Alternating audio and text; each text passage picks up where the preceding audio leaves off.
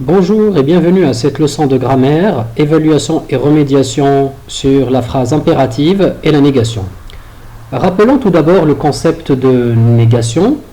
Nous avions vu la séance précédente ou la semaine dernière que la négation s'exprimait par ne pas, ne plus, ne jamais, ne rien, ne personne, etc.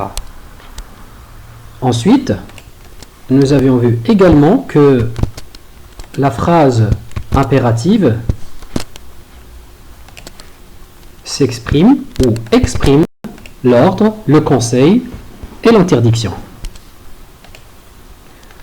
Donc à travers ce rappel, nous allons faire quelques exercices de révision, d'évaluation et de remédiation sur la phrase impérative et sur la négation. Commençons par la première question et réécris les phrases en les mettant à la forme négative. Elle traverse la rue avec précaution. Elle ne traverse pas la rue avec précaution. Donc on a la forme négative, ne pas.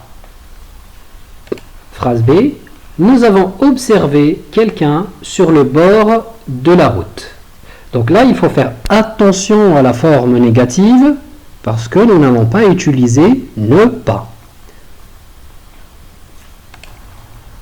Nous n'avons observé personne sur le bord de la route. N' et personne. Phrase C. Le feu clignote toujours. Le feu ne clignote jamais, car le contraire de toujours, c'est jamais. Phrase D. Elles prennent encore le tramway pour aller au stade.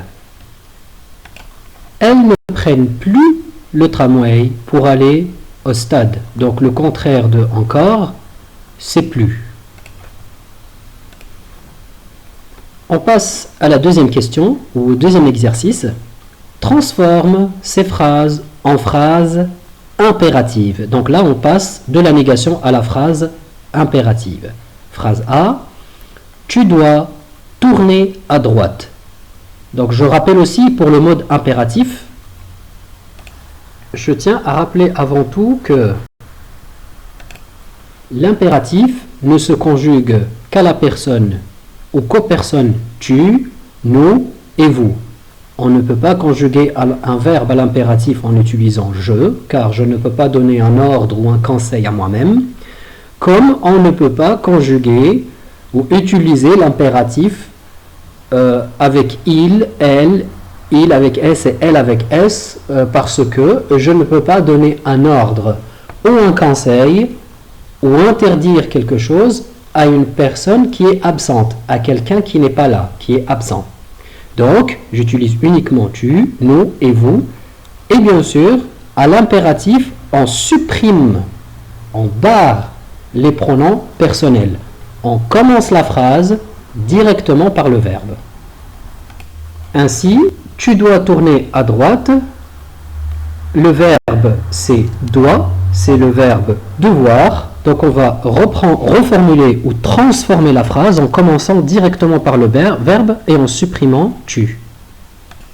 Le verbe qui se mettra à l'impératif, c'est plutôt le verbe tourner et non pas le verbe devoir. Le verbe devoir exprime l'impératif. Donc tu dois tourner à droite. La phrase à l'impératif, c'est tourne à droite. Je rappelle des exemples. Tu effaces le tableau, efface le tableau. Tu allumes la lumière, allume la lumière. Tu sors de la classe, sors de la classe. Donc on voit la différence entre une phrase conjuguée au présent, à l'indicatif présent, et une phrase conjuguée plutôt à l'impératif présent.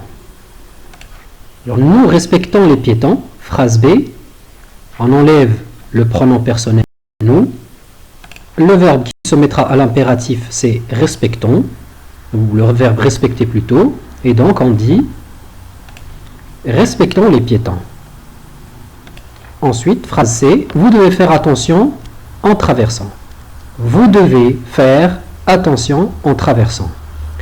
Le verbe qui va se mettre à l'impératif, c'est le verbe faire. Donc, on barre le pronom personnel et on dit faites attention en traversant. En barrant, bien sûr, vous. Phrase D, tu dois utiliser ton panneau de signalisation en cas de panne. Donc le verbe qui va se mettre à l'impératif, c'est utiliser. Et on barre, tu. Utilise ton panneau de signalisation en cas de panne. On passe maintenant à l'exercice 3 sur la négation.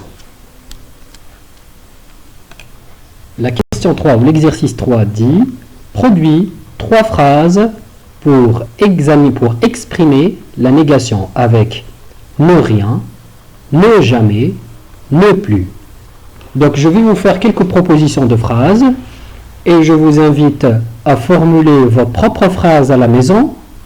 Vous les prenez en photo, vous me les envoyez sur WhatsApp, je les corrige et je vous les renvoie de nouveau.